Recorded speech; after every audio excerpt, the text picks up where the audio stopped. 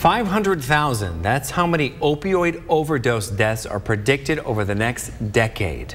There's not one community in this entire country where I couldn't go buy heroin.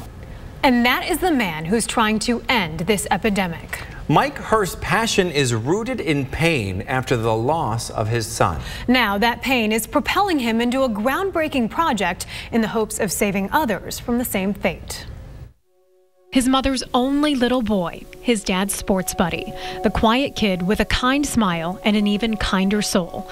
That was Andy until May 17th, 2010. Beautiful 24-year-old son reduced to ashes in an urn. Andy's father, Mike Hurst, says he died after battling a 6-year opioid addiction. Hated the drug, hated the drug dealers, hated what it had made of him. He tried rehab. He went to jail. His family did everything possible. Nothing worked. But the Hursts weren't going to give up on saving others. We talked about it the day of his funeral, and we put the plan into action.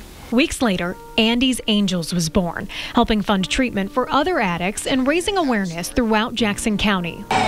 Opioid overdoses now kill more people than car crashes, guns, or breast cancer, which translates to roughly 130 Americans every day. Dr. Walter Koroshetz with the National Institutes of Health says opioid addiction comes down to its power over the brain. The problem with opioids is that they are very potent at relieving pain, but they rewire the brain such that the brain then requires more opioids, and that's what addiction is all about. And studies say undoing that rewiring can take anywhere from 4 months to 3 years to potentially never.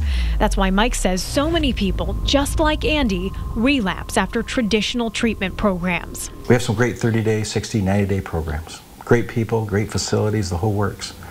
But that's not near long enough for someone. Researchers say up to 88% of opioid addicts relapse after detox, something Andy's Angels is determined to change. We had to do something totally different. And they are. Come next year, this crumbling building and cracked pavement will be gone. And in their place, this, Andy's Place, a place for hope. You dream about something and you make it happen.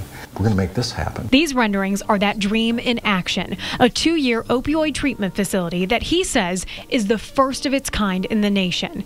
Using a mix of low-income housing funds and private donations, Andy's Place will break ground here in Jackson County's Blackman Charter Township this spring, sprouting 2 buildings, 50 apartments, and several spaces for healing.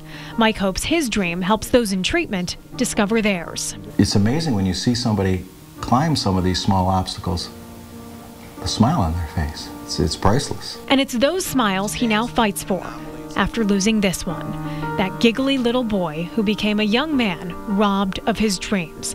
But if it's up to his dad, Andy's legacy will continue to save lives. We're going to stop it. I'm not laying down for anybody.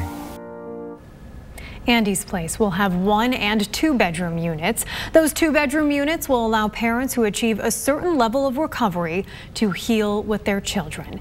Andy's Place is expected to start welcoming residents next summer, and the foundation is already looking at future potential locations, including Saginaw and Bay City.